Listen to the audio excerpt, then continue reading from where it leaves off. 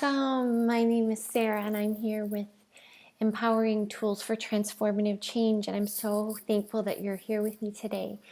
Um, so I was driving home from a meeting today, and I have my list of everything that I'm going to be talking about on this channel. But today I just had to come on and talk to you about this subject matter in particular because it came up today in my own life, and it comes up frequently, but I think it is so important.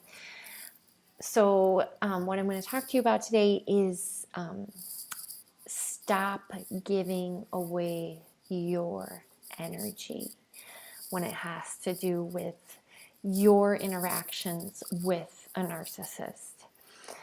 The spirit behind narcissism, the spirit of Jezebel, it is a multifaceted spirit, and it's after many things in your life.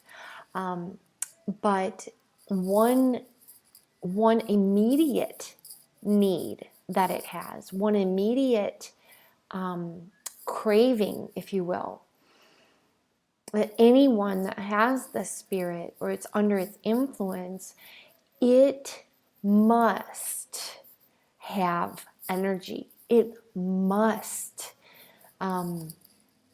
feed itself. And, we as humans, we have emotions, and we also have this inner virtue. And inner virtue to me is like, it's our energy. It is our, it is what gives us that strength to live that day, to have vibrancy. People who are tired all the time, it doesn't mean that they lack virtue, but when you have your virtue going out of you, it is a draining. It sucks the very life out of you. And this spirit seeks that virtue from you. And how they get it is a reaction. They get it by your emotional reactions. So, if you think about a spider and it spins this web, right? And it catches an insect on the web. And I've heard it likened to when that insect is fighting and you get more entangled up in that web, and then that spider can come and spin its web around you and suck the lifeblood out of it. And that is like what happens to us when we engage with a narcissist. It is a very intelligent spirit. People who are narcissists, you can think all you want that this is just them, this is their psyche, this is their, subconscious. But this thing, it is too calculating. It is too diabolical to be just a human person. It is so intelligent as far as it knows things about you. It knows exactly what triggers that what's going to trigger you. It knows your hurts. It knows your wounds. It knows that button that it can push so that it will elicit a reaction from you. And when it does, and you react, you are caught in the web. You're caught in its web. And the more you struggle, the more you fight with it, the more you have a reaction, you're entangled and you are bound. And it has then gotten exactly what it wanted from you. Another reason why it seeks to gain a reaction, so it's for their energy. You hear that phrase, they're energy vampires. They are absolutely energy vampires, absolutely. That's why we have to be so aware of our inner being and our innermost our spirit. We have to be so aware of where are your emotions.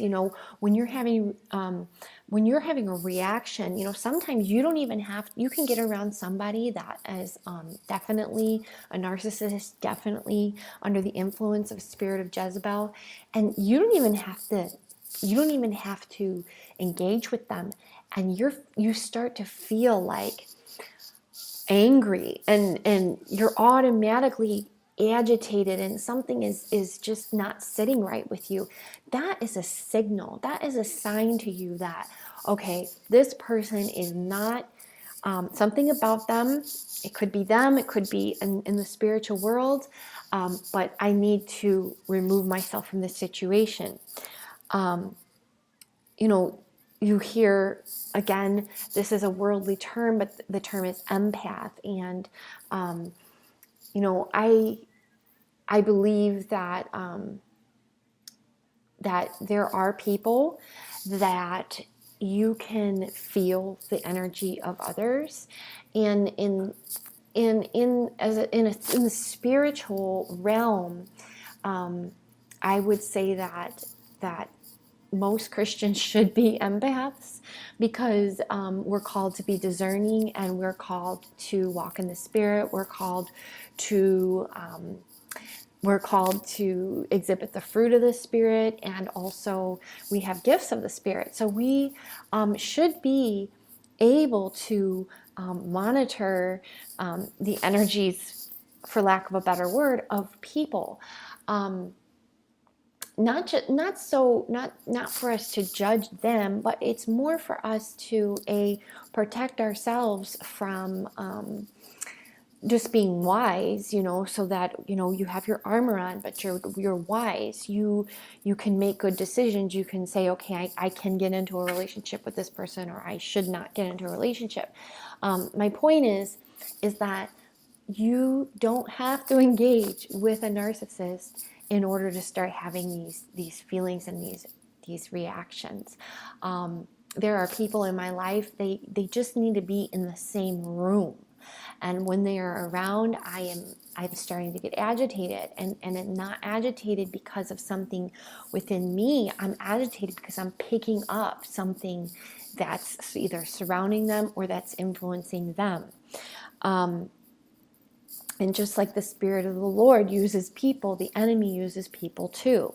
So this spirit seeks a reaction from you, not only for them to have energy, for survival, but also it is a point of accusation. So this spirit is a false accuser. So what it wants to do is it wants to elicit a reaction from you, not only for energy, but also so that it can then spin the situation around on you, and there is the accusation, because they blame, right? They blame you for everything that's gone wrong. They blame you that it's all your fault, that they are the grandeur of who they are. They could never make a mistake.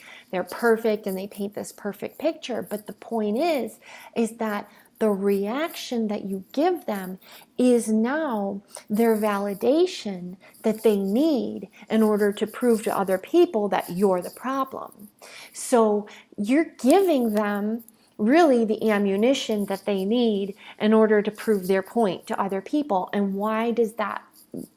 And then that, here we are in this cycle, and then that frustrates and aggravates us even more, because we're like, no, it's not our fault, because this happened, and this person did this, and that's why I reacted that way. But I'm not here on this channel to give you just the tickling of the ears, because it's no excuse. Our reaction is no excuse. It's no excuse. Even if they did something to you, even if they're triggering you, even if that spirit is trying to get the best of you, you have the power over your own emotions, over your own reaction. The only thing that you can control in this whole situation with other people is yourself, and it's your reaction to what other people do to us. So you are responsible with how you react. And that's not a judgment, that's not a shame on you. It is a tool in your bag, not only so that you can win the fight, you can win every time you have an interaction with a narcissist, but it's also to protect you. It's to protect your virtue. Because if you get to the point where they no longer have they can't get a reaction from you, and you maintain your peace within yourself, then you won. They wanted the reaction and you not giving it to them. That is the biggest victory that you could ever have in the life of a narcissist. That is, if you want to get under the narcissist's skin, that's one way to do it. Because they're like, hello, I've come to this well so many times to drink, and you've given me what I need, but now you're not. I want it. Give it to me. And you're like, no, sorry, you need to go somewhere else. It's just great. It's so funny because they get so mad when you don't give them a reaction, and they'll ratchet it up and they'll be like, the warfare will go to the next level through many, many ways, and I am not making light of an attack from a narcissist because I know it can be so horrible. There have been times where I didn't think I was going to make it through that week. When you have that spike and that emotional reaction and your nerves are shot for that day, sometimes it could take 3 to 5 days to come down from that. And then if you're having another, interaction, you're just shot for a couple weeks to a month. So I understand, and it is a process.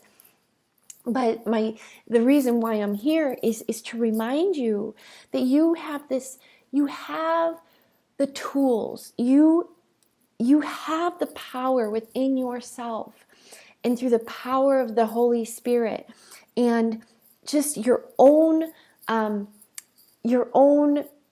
cognizance of what's going on, your own recognition of your own emotions and your awareness. In the world they talk about EQI, emotional intelligence. Well, you don't have to live for God to have emotional intelligence. You can develop emotional intelligence without the Spirit of the Lord. I believe that you'll be more effective with the Spirit of the Lord, but you can have the self-awareness and self-control. You can develop these things. I would encourage you, if you are not a born-again believer and you don't plan on being one, I do recommend you develop emotional intelligence, because that's going to help you. That's going to help you with the self-control. It's going to help you with self-awareness. It's going to help you with your interpersonal relationships and how to interact, and self-respect and respect for other people. So what else do I want to touch on before I let you go today?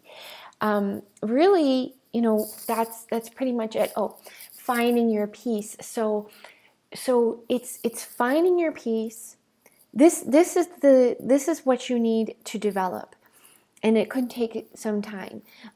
It's finding that peace, okay? It's finding that peace, and it's maintaining the peace through your interactions with them. And there are many people on YouTube that talk about I think it's called the blank rock or gray rock. And you want to have the gray rock face. Well, I tried that, and it didn't really work for me, because I am so emotionally triggered, but I found that I just had to okay, I can't have a reaction. I had to focus. Okay, they're after my reaction. I can't have a reaction. And I have to just maintain that place of peace. And the more I did it every time, okay, this text message, okay, how I'm like, okay, how am I feeling on the inside? Am I wanting to jump and answer back really quick? Okay, if I am, okay, I can't do that. I have to pull myself back and be like, okay, calm yourself. Do not answer. Put the phone down, walk away, give it to someone and say, don't let me, pick up the phone until this passes. And you'll find that the more you do it, the more peace you'll have with every single interaction. And I recommend going no contact with a narcissist. I recommend cutting them out of your life completely. However, in some situations, like in my situation, I'm co-parenting with this person. So parallel parenting, not co-parenting. So I have to have some interaction. Now, over time, I've been able to really prune that back and be like, it's very minimal, but they are still in my life. So the more you interact, you are able to get better and you're able to improve in this area. So maintain your peace. That is what they are after, your peace. Because if they can get a reaction, then they've gotten you. And now they can accuse you and they can spread all sorts of things about you. And guess what? They're right. If you reacted, they're right.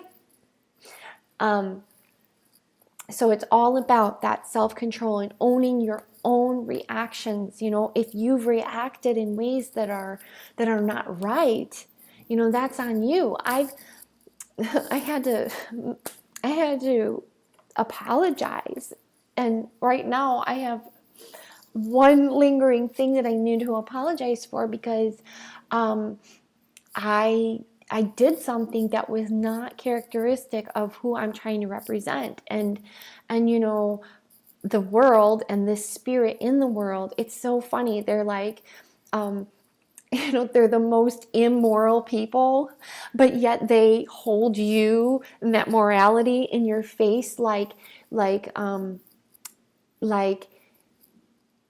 you are the one who is immoral.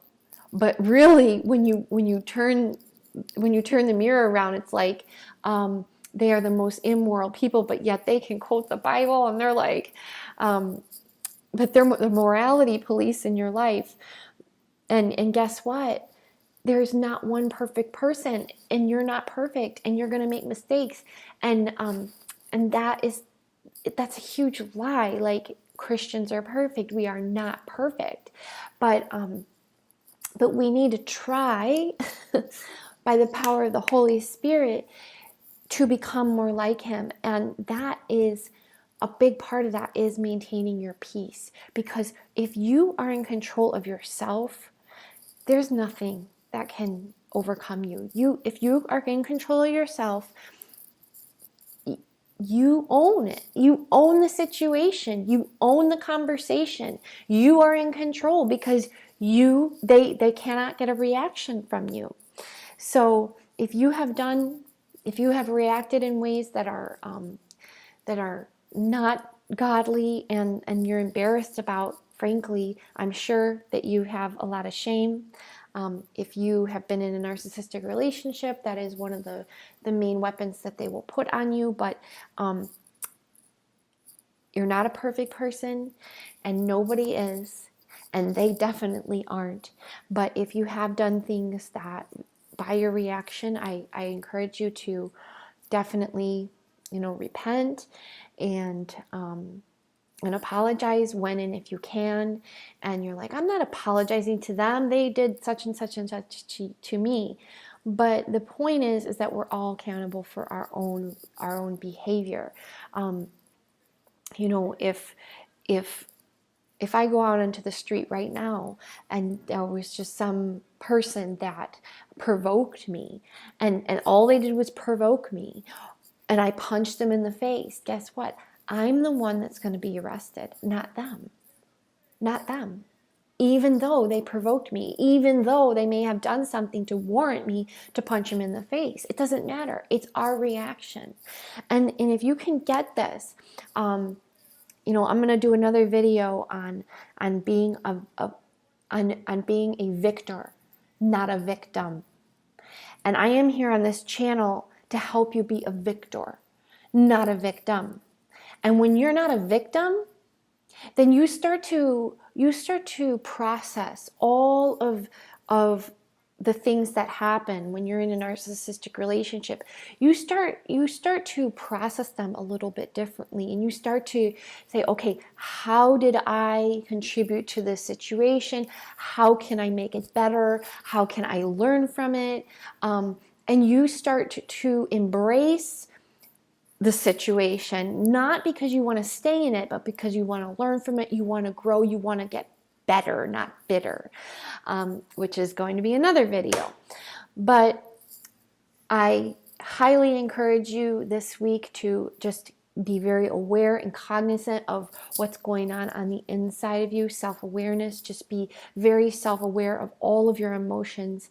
And anytime you have a reaction or interaction with a narcissist, be very aware and calmly maintain peace in calm communications, either texting or on the phone. And if you have to, walk away, come back another time. Don't engage when you are at that high emotional state. Wait till you come down to a place of peace. There's breathing techniques. If you have an iWatch, there's the breathing app. All of these things help with, okay, centering yourself. Go for a walk, read a book, go running, exercise, whatever it is that's going to help you with your emotions, help you, okay, come back to peace. And the more you do it, the better you're going to get at it. I hope that this video is helpful. It's not something you're going to be able to do tomorrow and conquer it and it's going to be fine. This is something you're going to have to walk out every day of your life. But I promise you, if you put it into practice, when you're a month down the road, 2 months down the road, a year down the road, you're going to be so happy that you did, because when you are in peace, you have joy, you have the peace of the Lord, you're smooth sailing. And I know you can do it. If I can do it, you can do it. All right. I love you guys, and I hope you have a blessed day, morning, afternoon, evening. Take care.